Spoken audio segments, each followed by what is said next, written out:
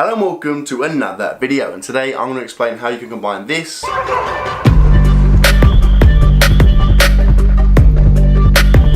with this.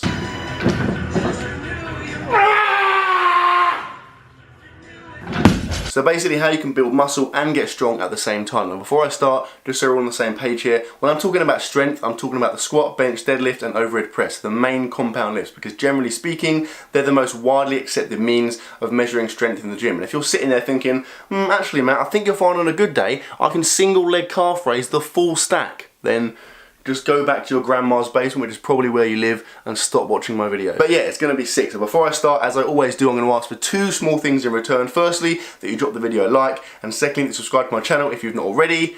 Let's go.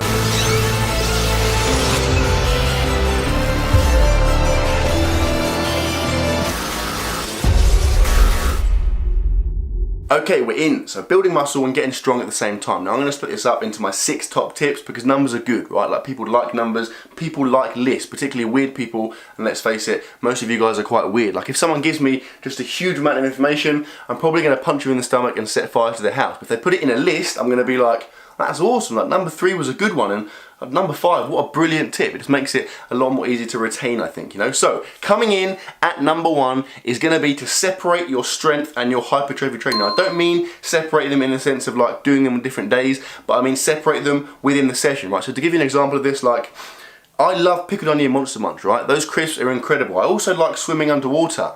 But I'm not going to combine those things because that's going to give me like these disgusting soggy crisps. They're all going to go in my face. It'll probably sting my eyes. It's not going to work. What I'm going to do is I'm going to eat my Monster Munch. I'm then going to go swimming underwater, and that's going to work brilliantly, right? So apply those same principles to your sessions. Break your elements up. So do your strength work and then move on to your hypertrophy work, and that way you're going to get the best of both worlds. Now the reason for this is that although there are lots of crossovers between the training styles for strength training and hypertrophy training, ultimately what's going to be optimal for one isn't necessarily going to be optimal for the other. So things like your rep ranges and your recovery time and even your technique for the lifts is going to vary in terms of training for strength and in terms of training for hypertrophy. So for example, if you look at the bench press, right, when you're benching for strength, you're going to want to have a nice big arch to reduce that range of motion, right? That isn't necessarily going to be beneficial as far as hypertrophy goes. Also like rep ranges, right? If you want to get stronger, obviously you're going to lift in like a lower rep range. You want to get bigger, you want to train for hypertrophy, you're going to lift in a slightly higher rep range. Now you could say, right, let's just go for a happy medium and go for say like 7-8 reps. That could work. I mean, it will work in the sense that it will kind of help strength and it will help hypertrophy, but it's not going to be optimal for either of those two facets. So it makes sense to cover both bases. So do your lower rep, higher weight stuff, and then move on to your higher rep, lower weight stuff. And that way you cover both bases and you don't sacrifice one for the other. And that leads me nicely to number 2, which is to prioritize your strength training over your hypertrophy training. Now, when I say prioritize, all I mean really is that you do your strength training before your hypertrophy stuff. Now, that's basically because strength training requires quality, right? If you do your hypertrophy first, you then try and do some strength training, the quality is going to be severely diminished and therefore you're going to get nowhere near as good results. Now, although the same is true the other way to an extent, so obviously if you do your hypertrophy after doing the strength work when you're going to be a bit fatigued, you're not going to get quite as good results. The effect's not going to be as bad, right? So basically, doing strength after your hypertrophy is going to be very detrimental to your strength, whereas doing hypertrophy after your strength is not ideal, but it's not going to have that much of a negative effect. So to give you an example of this, I see guys in the gym all the time going for like a bench press max, right? And they get the bar off and their mate's spotting them and they get nowhere near getting it, or it's a disgusting grind and they're just about lock it out, and they're always really bemused as to why they couldn't get that weight. And I'll speak to them and I'll ask them what they've done up to that point, and they'll say, oh, I did like, you know, 12 reps, 10 reps, 8, 6, 4. I've done like 400 sets before that main single. There's no way you're going to be anywhere near your max if you've done that much volume beforehand, right? So the approach for strength has to be quality over quantity. Make sure you're fresh, make sure you're having nice long recoveries, and when you've done that quality work, then you can move on to your quantity, then you can move on to your volume and your hypertrophy focus work, and that way, the same as the last reason, you get the best of both worlds rather than sacrificing one over the other. Now, to give you a practical, usable example of this, so you guys can integrate it into your training right now, so you can actually take something away from this video, let's look at the squat, for example. Right now, with the squat, you could do your regular warm-up, and you could work up to a heavy set of 3, so a heavy triple. Now, this is going to be at about an RP 8 or 9, so basically you do your 3 reps, and you feel like you have 1, maybe 2 reps left in the tank. You're then going to repeat that twice more, so in total, 3 sets of 3. Now, when you've done that, you've hit your strength work for the day. It's nice, high quality, you've had nice long recovery in between those sets, sets. You're then going to move on to your hypertrophy work. So you're going to stay on the squat and you're going to do 3 sets of 12 reps. Obviously you're going to drop the weight to allow you to do this, but you're going to hit 3 sets at 12 reps pretty much to failure. At that point, you've hit your hypertrophy. It's still going to be pretty high quality because there wasn't that much strength work beforehand. If anything, you'll feel better than normal because you've been handling those heavier weights for the first few sets. When you get down to the lighter weights, it's going to feel nice and light on your back. The reps aren't going to feel too bad. The quality is still going to be high, but you've managed to hit your strength work at high quality. You've managed to hit your hypertrophy work at high quality, and everyone's a winner. Tip number 3 is to run a push-pull legs training split. Now, I'm not going to go into massive depth on the reasons behind this because this could be a whole video in itself, but basically running a push-pull leg split is going to make the most sense in terms of integrating those main compound lifts into your training. Now, I myself have been doing a push-pull leg split pretty much the last 4 years whilst training in that kind of hybrid style, so doing the hypertrophy and the strength training, and it's worked really well, and that's why I'm still doing it to this day. Now, the reasons for this mainly is that it makes it easier to split up those days and get the recovery you need in between those sessions. So if we look at the alternative, so like quite a popular alternative could be to split up, say, chest and arms, right? So chest and triceps on different days. Now, as soon as you get to a relatively high level, like from an intermediate onwards, you're going to want to be training those body parts twice a week. Now, if you're doing triceps twice, 2 days a week, and chest on 2 days a week, there's only 7 days a week. That means that firstly, those body parts are going to have to cross over. So there's going to be days when you're doing chest and triceps on successive days, which is not going to be ideal in itself. But if you look at the bench press, you throw the bench press in there and the overhead press in there. Let's say you do shoulders on another day and you do overhead press on that day. There's no way your body can handle that much pressing volume and that much pressing frequency. If you're doing bench press on 2 separate days and overhead press on 2 separate days, out of 7 days in a week, that's nowhere near enough recovery. And going back to what I said earlier about quality, the quality is not going to be there because you're going to be fatigued. So not only are you going to get the results that you want, you're also going to end up getting injuries and kind of stress related problems. So it just makes more sense to run a push-pull leg split. Now, an example of how you could do this, because again I want you guys to apply this to your training right now, is that assuming you're doing like a push-pull legs, or a push-pull legs, push-pull in the space of a week, which is what most people do with this training approach, you could do your squats and deadlifts on your legs day, or if you prefer to break them up, you could do your deadlifts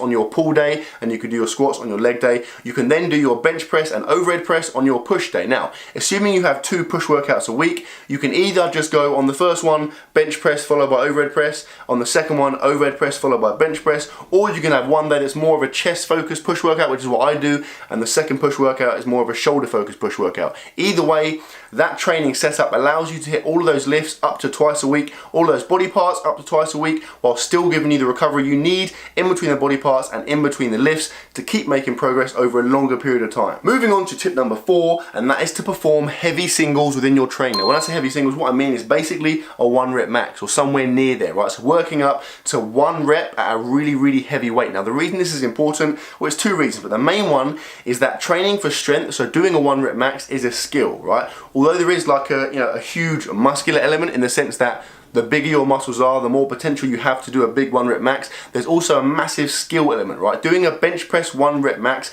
is very, very different to doing a set of 10 for a bench press. And it's very common to find guys in the gym that can bench press loads for like 8 reps, but when they go to do a 1 rep max, they can't do anywhere near what they thought they'd be able to do. And that's because they're not used to handling that weight. They have the potential to handle it, but because they haven't done it frequently enough, they're not used to doing it. And when it comes to it, it feels ridiculously heavy. They misgroove the rep and they don't get it. Now, I'm not saying do singles all the time, because the downside of doing singles is that it's very hard to get training volume in. Therefore, it's very hard to progressively overload your training over time. But throwing in singles now and then is just going to keep you fresh, keep you sharp, keep your central nervous system used to handling those big weights. And then when it comes to a competition or it comes to testing, or you just want to lift some big weights like with your friends in the gym and look awesome and feel like a friggin' caveman, then you're going to be much better equipped to do that because you're used to handling those heavier loads and it's not so much of a shock. Now, another reason that doing heavy singles is beneficial is like the psychological side of it. So I kind of touched on this earlier. When you go for a heavy single, so let's say your bench press is like, your max is 140 kilos, right? And you're used to doing reps at say 100, 110 kilos. Now,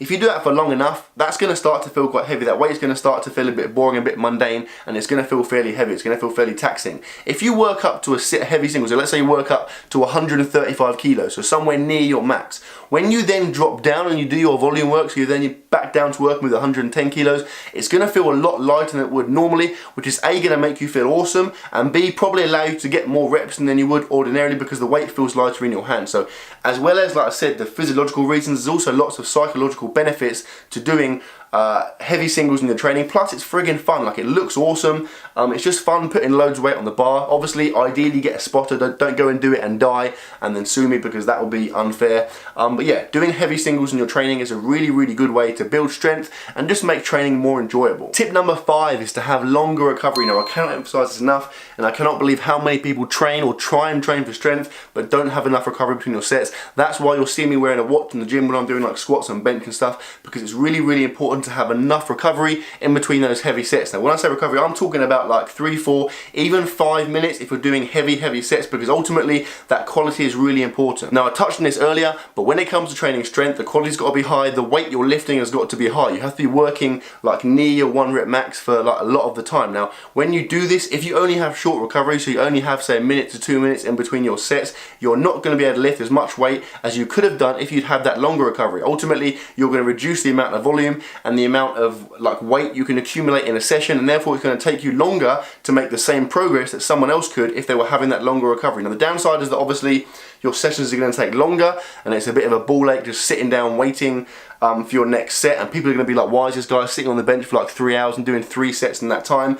But like I said, I mean, it comes down to your goals. If you want to get strong as well as getting big, that's a sacrifice you've got to make, and that recovery has to be long enough in between your sets to allow you to recover sufficiently to keep hitting those heavy loads for, you know, the adequate number of reps. And that is one of the main reasons as to why I was saying earlier about separating your strength and your hypertrophy training, because ultimately the recovery between your sets for those two styles is going to be very different. Like, as a bodybuilder training purely for hypertrophy, you're not going to want to have much longer than 1 to 2 minutes between sets, whereas when you're training strictly for strength and the weight is heavier, like I said, you need to have that longer recovery. Like, as a bodybuilder, if you sit around for like 4 to 5 minutes between your sets, you're going to lose that pump, you're going to find it harder to contract, engage the correct muscles, whereas as a powerlifter or as someone who's training for strength, like I said, that recovery is very, very important. So if you separate those two training styles, you do your strength work first, you then do your hypertrophy work second, you can alter the recovery accordingly, and you get the best of both worlds. And the 6th and final tip, and possibly the most important one of all, is to spend as much of your time as possible in a calorie surplus. Now, I know I say this all the time. I'll be like, you want to get bigger, eat more calories. You want to get stronger, eat more calories. You want to get better at making friggin' origami, eat more calories. But it's true. Like, ultimately, to achieve pretty much any gym-based goal, being in a calorie surplus is going to make the process much, much easier. Now, the reason for this is basically that when you have an excess of calories, your body is more efficient, it works better. Now, to split the two areas up, so first you're looking at muscle gain, hypertrophy. If you want to build muscle, your body needs enough calories to do so. The only exception is that, you know, if you're a beginner, you can build muscle without having too many calories, and if you're on drugs, again, you can probably build muscle without too many calories. But as a natural athlete who's been training for like a reasonable length of time, if you are not in a calorie surplus, it's almost impossible to build any muscle. And going back to strength, the same applies. Not as much, because there are, like I said earlier, elements of skill. So, you know, you can get stronger at a lift by training, you know, getting better at the skill and making your CNS more efficient at lifting a weight, but that's only going to get you so far, and that's going to take longer to train. Ultimately, if you want to get really, really strong and you want to keep making progress over time in terms of your strength, you want to spend as much time as you can